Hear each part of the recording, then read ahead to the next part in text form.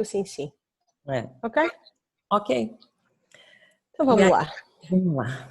Estamos aqui no Brasil super...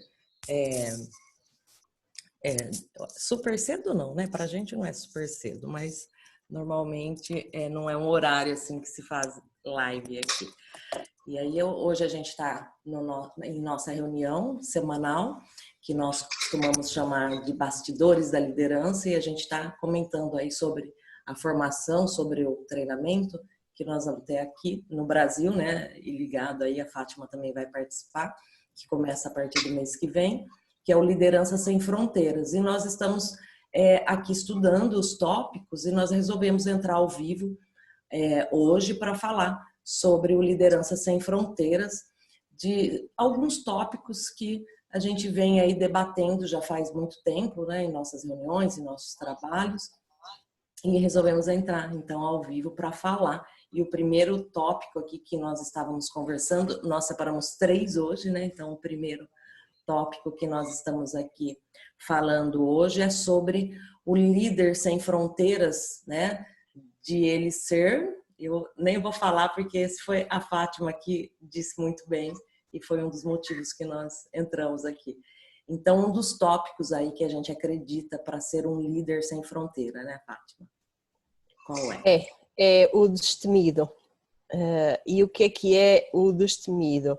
Nós falávamos há pouco aqui, quando ainda estávamos nos bastidores a sério, falávamos que se seria a pessoa que não tem coragem, ou que tem coragem neste caso.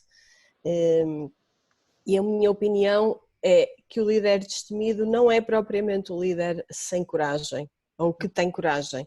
É o líder que, mesmo não sendo corajoso, ou mesmo tendo medos, mesmo tendo aqui algumas inseguranças, é aquele líder que vai, que percebe, por exemplo, que tem uma empresa que tem outras oportunidades no exterior, que tem outra capacidade de resposta, outra capacidade de crescer na sua empresa, de criar novas oportunidades para a sua equipa.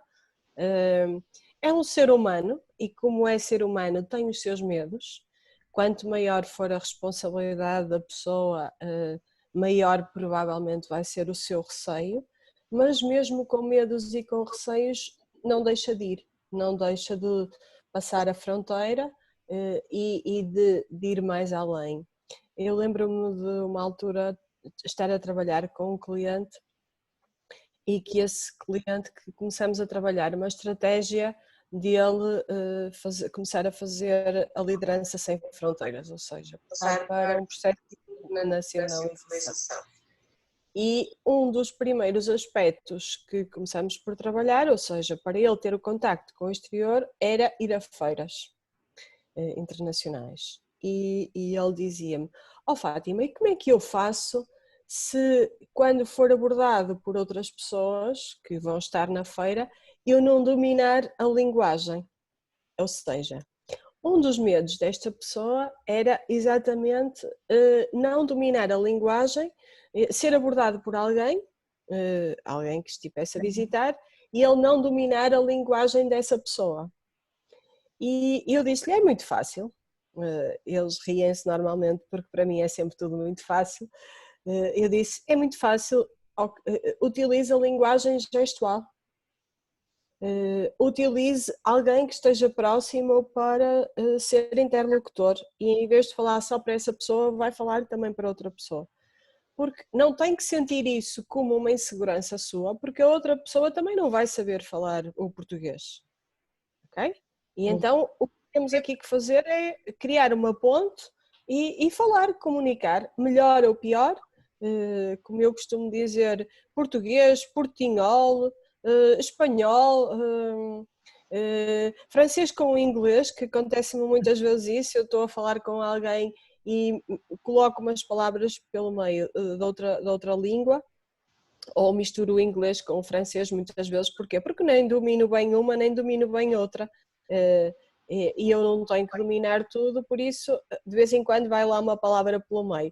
Até se torna engraçado, porque a pessoa percebe que eu também também não domino e até isso se torna engraçado. Às vezes é motivo de umas grandes risadas. Isto para dizer o quê? Que nós nesta situação temos na mesma uma pessoa com medos, mas é destemida ao ponto de o fazer, ou seja, o medo ou os vários medos que possa ter não são paralisantes e como não são paralisantes fazem com que a pessoa avance, vá e siga em frente.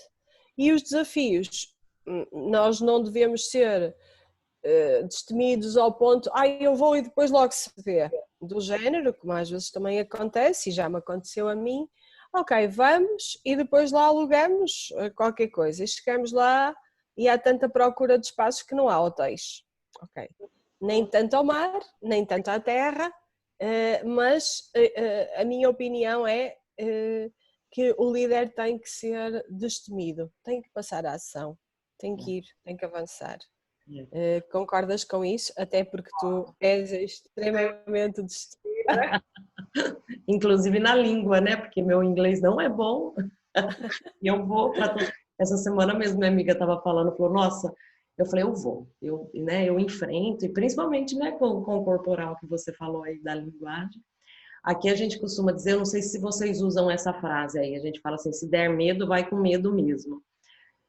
Então, eu vejo que a gente tem que ir com medo e com esse equilíbrio, né, com esse balanço. Lógico que se tem um buraco, eu tô com medo de cair no buraco, eu não vou pular no buraco, né? Então tem que ter esse balanço aí, mas não deixar de ir, não deixar de fazer, porque nós vemos muito, né, no mundo corporativo, no mundo executivo, que as pessoas às vezes têm medo de dar feedback para as pessoas. Então não tem como, e isso não é perigoso, isso é uma ação de crescimento, né? Então, assim, ir mesmo com aquele receio e saber fazer o feedback ou testar esse feedback até que fique bom, né?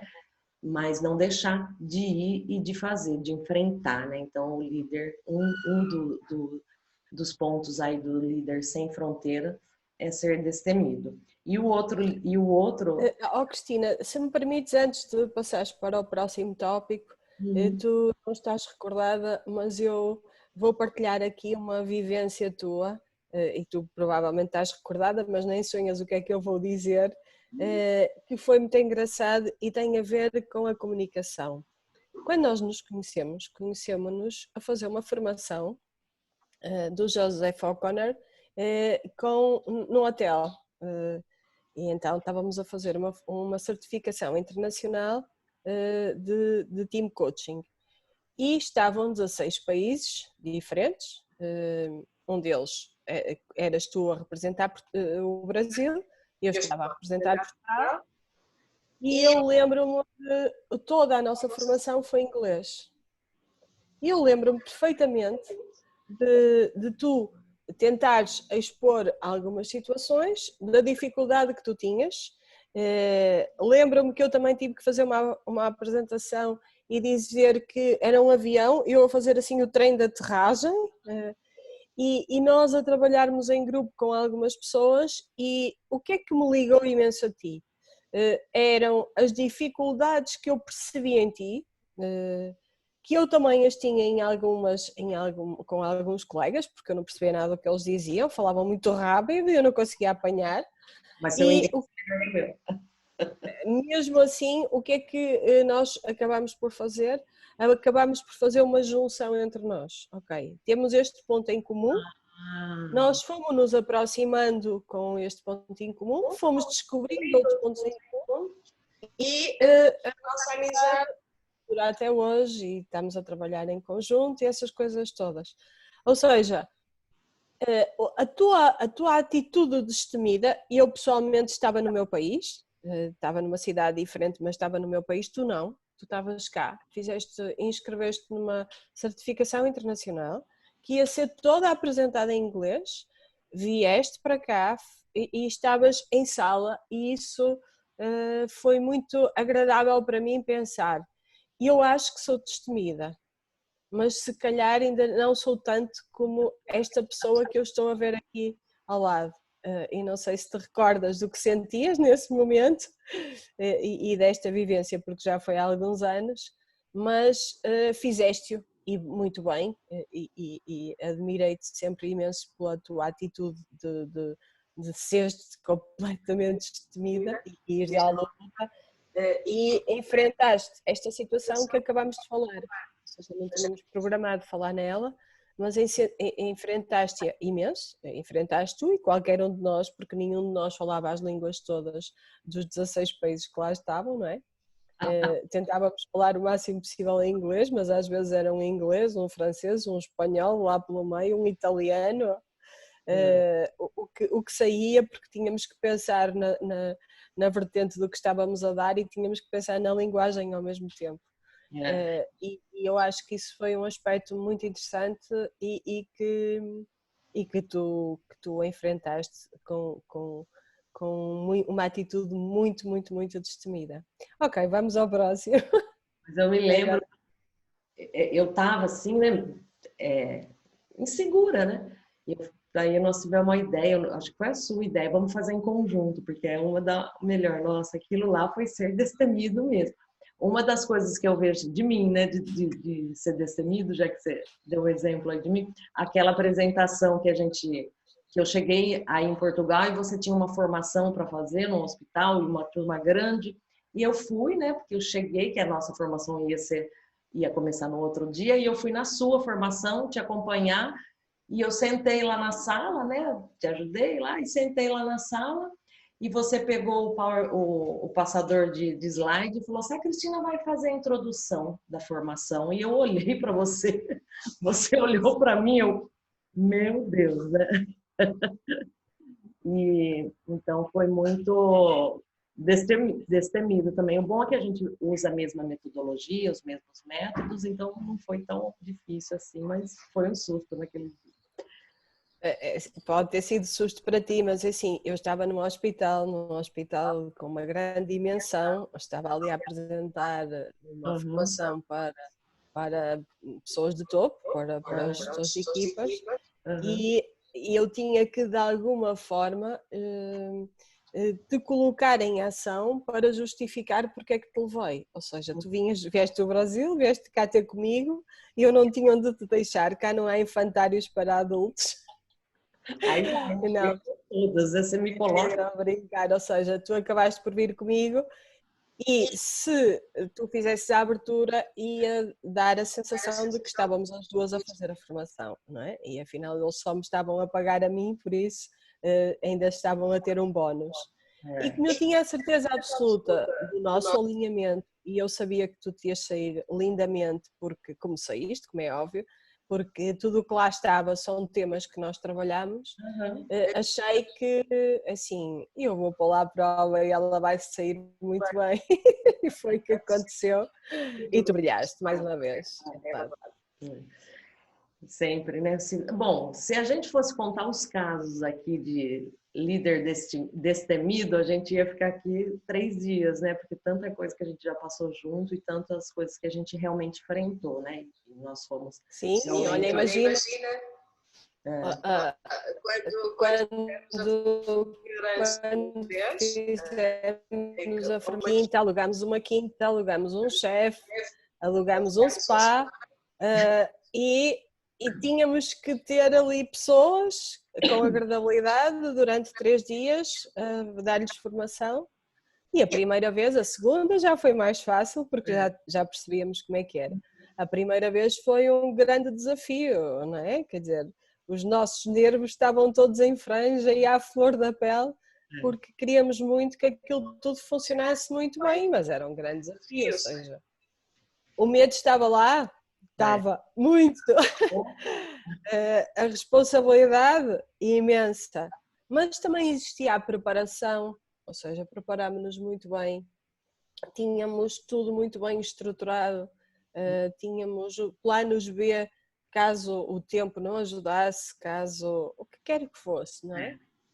E isso também acho que nos deu a segurança que nós precisávamos para irmos mais além, para sermos destemidas. É o que você falou bem, né? Preparação, né? Então, Uma vez eu ouvi um palhaço aqui do Brasil, que ele era do Circo du Soleil, ele falou que foi chamado para um teste e ele foi de malabarista, né? O Cazu. E ele era palhaço, mas o sonho dele era ser malabarista e ele foi chamado para o teste, ele foi porque ele estava preparado. Então, ele sempre fala da importância da preparação. E foi isso que você falou, assim, que a gente se prepara. Então, às vezes a gente tem medo de fazer alguma coisa e aí fica vivendo medo e acaba não se preparando.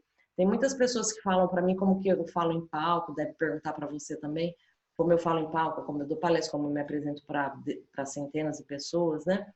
E aí eu falo, não tem problema se der branco, se você não conseguir responder nada, mas você tem que saber o que você está falando, você tem que estar preparado, porque pode dar branco na hora, eu sei, mas deu branco e assumir isso, né? Então, olha, eu não estou lembrando disso agora nesse momento, mas vai, né? Vai e enfrenta lá o público e saber o que vai falar, né? Preparar e bem preparado. Então tem vários, né? Se a gente continuar, exemplos, tem vários. E o outro que nós falamos aí, o outro tópico para um líder sem fronteiras, né? Mais um além do destemido, é a relação de networking, né, Fátima? Haja vista nós duas aqui. Então, essa importância para a gente fazer network, conhecer pessoas diferentes, tem um exercício que às vezes eu dou na minha formação, na nossa formação, que a gente fala, procure 3 pessoas da sua área, ou às vezes até que não seja da sua área, para você retomar o contato, porque às vezes só essa troca de conhecimento, troca de insights, de ideias, já ajuda bastante. E aí, o que você fala do networking, Fátima? Vou dar mais uma vez o teu exemplo, porque eu acho que é muito importante as pessoas... Vou dar uma vez o exemplo, porque eu acho que é importante as pessoas também perceberem que nós também somos de carne, que nós também somos carne, nós somos pessoas como as outras pessoas todas. Eu também costumo dizer que não nasci com mais nenhum braço, mais nenhuma perna, por isso se nós conseguimos, as outras pessoas também conseguem. E lembro-me que de todas as vezes que tu vieste cá a Portugal, por exemplo, da primeira vez nós fomos de Famalicão, do Porto, a Lisboa, para ter um contacto com a MTW da Sara, ou seja, são 300 e tal quilómetros de distância. Nós podemos achar que não é muito, mas sendo que tu vens cá tão pouco tempo fazermos essas deslocações para fomentarmos o networking. Lembro-me de ter marcado uma reunião com uma pessoa da EDP, ou 2 pessoas neste caso, e nós estávamos e tínhamos nos inscrito num workshop de liderança em Serralves, que também é um espaço muito conceituado para também termos a oportunidade de desenvolver o meu networking e o teu networking. Aliás, quando disseram a Fátima, eu disse, Cristina, vem, mas eu vou-te inscrever também neste congresso, porque quero ir conhecer 2 ou 3 pessoas que me interessam na minha área de negócio. Não te importas de vir? E a tua resposta, como sempre, é logo, claro que sim, inscreve-me e vamos lá. E estávamos lá no evento e tínhamos que reunir com 2 pessoas da EDP para tu mostrares uma plataforma de gestão de recursos humanos que tu própria tinhas desenvolvido, e então o nosso único tempo era na hora do almoço e nós dissemos assim, ok, não há problema nenhum, venham ter connosco, e na hora do almoço a Cristina faz a apresentação da plataforma. Ou seja, era muito prazeroso para mim quando tu vens cá, nós tirarmos um bocadinho de tempo para irmos a um spa, para irmos às compras, somos mulheres, gostávamos imenso de fazer, mas a maioria das vezes nós não temos tempo. Não, é isso que eu ia falar, quantas vezes não se... Porque tu sabes que assim, quando vens, muitas vezes estás no meu escritório, estás a trabalhar enquanto nós estamos a preparar a formação que vamos ministrar de seguida, e eu estou a trabalhar com os meus clientes, e por acaso, algumas das vezes até temos direito a jantar. Ah, é. Porque já houveram alturas em que cada uma de nós estava no seu PC a continuar a trabalhar e nem de jantar tivemos direito, íamos comendo qualquer coisa. Eu vou só fazer aqui um parênteses. Eu não trato mal pessoas, ou seja, o facto da Cristina ser recebida desta forma.